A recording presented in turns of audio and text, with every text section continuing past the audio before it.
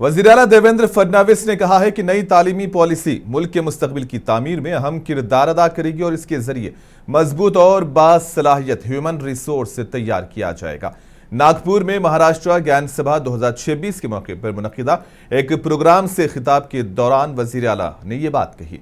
उन्होंने कहा कि हुकूमत का मकसद सिर्फ डिग्री देना नहीं बल्कि ऐसे नौजवान तैयार करना है जो महारत, काबिलियत और अमली इल्म से लैस हों। देने वाली जो टेक्नोलॉजी है या आज डीप टेक और एआई है, इन सबको सृजित करने में विश्व भर में जो भारतीय लोग हैं, भारत के बाहर बसने वाले जो भारतीय माइंड से मस्तिष्क है, इनका एक बहुत बड़ा रोल रहा है।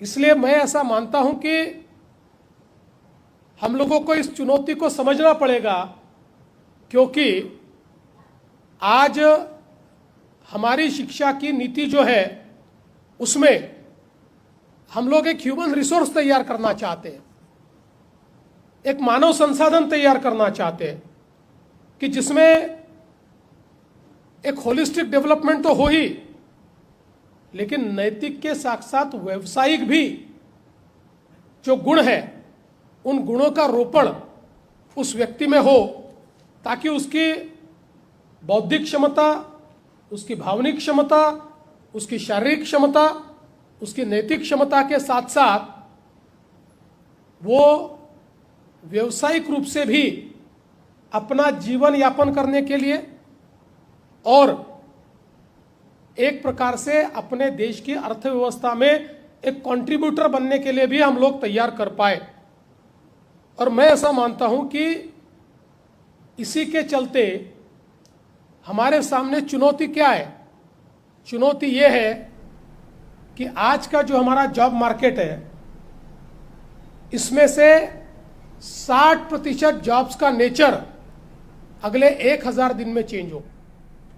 लातूर जिले में इंतजामी सतह पर बड़ी तब्दीली हुई है, जहां डॉक्टर भारत बस्तेवाद ने नए जिला मजिस्ट्रेट के तौर पर अपना ओहदा संभाल लिया है।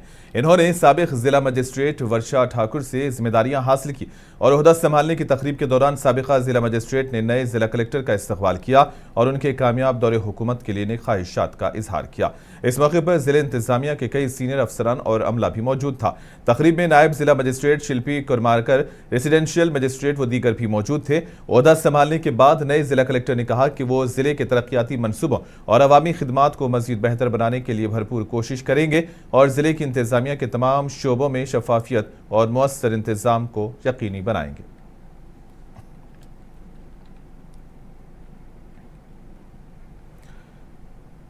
जमात इस्लामी हिंद जलगांव और सद्भावना मंच के ज़ेर एहतमाम मस्जिद परिचय और ईद मिलन तकरीब मुनक्किद हुई। वाज़ेह है कि जमात इस्लामी गुज़िश्ता कई साल से बैन मज़ाहब हम आहंगी और अमन की फ़िज़ा हमवार करने के लिए कोशा हैं और इसी ज़िमन में समाज में इस्लाम और मुसलमानों के हवाले से फैली गलत फहमियों के अजाले और बैनुल मज़ाहिब रवादारी के फ़रोग़ के लिए जमात इस्लामी हिंद ज़िले जलगांव और सद्भावना मंच के इश्तराक से मस्जिद नूर में एक पुरवकार प्रोग्राम मुनक्किद किया गया, जिसमें बतौर मेहमान खुसूसी शहर की मेयर दीपमाला काले, एडिशनल एसपी नितिन गन्नापुरे, जमात इस्लामी हिंद के शोबे खिदमत खल्क के सूबाई सेक्रेटरी अब्दुल समी मौजूद थे।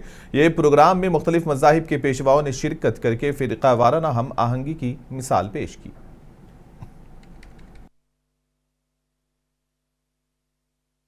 जमात इस्लामी हिंद जलगांव की ओर से आज एक बहुत सुरेख सुंदर कार्यक्रम का आयोजन किया गया कि जिसमें ईद मिलन और मस्जिद परिचय दोनों रखे गए थे। जमात इस्लामी हिंद पिछले 85 वर्षों से पूरे भारतवर्ष में पूरे भारत के भाई बहनों को ये संदेश दे रही है कि हम सबके निर्माता ने, हम सबके अंतिम प्रेषित ने क्या मार्गदर्शन दिया है और किस मार्गदर्शन के अनुसार उनका यहाँ का जीवन, मरणोत्तर जीवन दोनों सुखी हो सकते हैं और पूरे हमारे भारतवर्ष के 146 कोटि लोग कैसे सुखी समाधानी रह सकते हैं। ईद मिलन कार्यक्रम क्यों मनाया जाता है कि अंतिम ग्रंथ कुरान सारी मानव जाति को एक उपहार के रूप में दिया गया। फिर मानव जाति के अंतिम प्रेषित मोहम्मद मुस्तफा सल्लल्लाहु अलैहि वसल्लम ने जो मार्गदर्शन दिया, वो मार्गदर्शन, वो गाइडेंस और रहनुमाई सब तक जानी चाहिए। फिर सारे समाजों के प्रति भाई बहन समझकर जो सेवा होना चाहिए, प्रेम होना चाहिए, वो मार्गदर्शन सब लें, सब कैसे मिलकर रहें और देश की प्रोग्रेस के लिए, उन्नति के लिए सब कैसे काम करते रहें। फिर उसके बाद हमारे समाज के लिए 146 ब्रह्मा कुमारी अश्विनी बहन, आज ये ईद के प्रोग्राम में, ईद मिलन और मस्जिद परिचय प्रोग्राम में आज हमें यहाँ बुलाया गया, तो हमें बहुत अच्छा लगा। यहाँ जो धर्म के बारे में बताया गया कि बहुत अच्छी सीख सभी धर्मों के अंदर दी जाती है, ऐसे ही हमारे मुस्लिम भाई बहनों को भी यहाँ समाज में हम किस तरह प्रेम भाव से रहे, आदर भाव से रहे, यहाँ वही बातें सिखाई जाती है। और हम हिंदू और मुस्लिम या सभी जो धर्म के भाई बहने हैं, वह कैसे भाईचारे के साथ यहाँ रहे, जो नफरत है, नफरत का बीज जो है वो कैसे समाप्त करे और हम एक होके कैसे चले, इस बारे में आज का यह बहुत सुंदर प्रोग्राम रहा। तो हम आशा करते हैं कि हम सभी खूप छान वाटलं।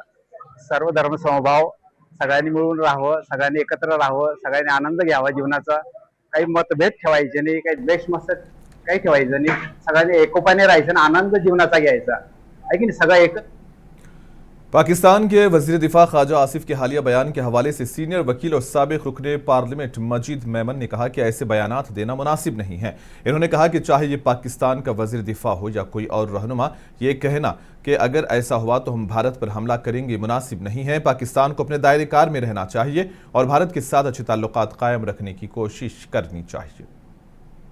देखिए, पाकिस्तान के चाहे वो रक्षा मंत्री हो या कोई और नेता हो, उनके इस तरह की बातें करना कि हम भारत पे हमला कर देंगे अगर ऐसा हुआ, तो ये शोभा नहीं देता। पाकिस्तान को चाहिए कि वो अपनी हद में रहें और भारत के साथ जहाँ तक हो सके अच्छे संबंध रखें, संबंधों में बढ़ावा लाएं, बजाय इसके कि एक दूसरे के खिलाफ कोई बात करें। और विशेष तौर पर पाकिस्तान के इस मंत्री का इस तरह का धमकी देना बिल्कुल ही गैर मुनासिब है और पाकिस्तान को।